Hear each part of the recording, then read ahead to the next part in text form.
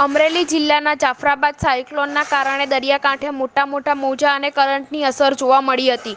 જાફરાબાદ આજે બપોર બાદ દરિયાકાંઠે પવન સાથે મોજા ઉછળ્યા. જાફરાબાદ લાઇટ હાઉસ વિસ્તારમાં દરિયામાં કરંટ આવ્યો. મોટાભાગે દરિયાકાંઠે વરસાદી માહોલ. જાફરાબાદ દરિયામાં મોટા મોજા અને કરંટ જોવા મળ્યો હતો. રિપોર્ટર કાળુશા કનોજિયા, જાફરાબાદ.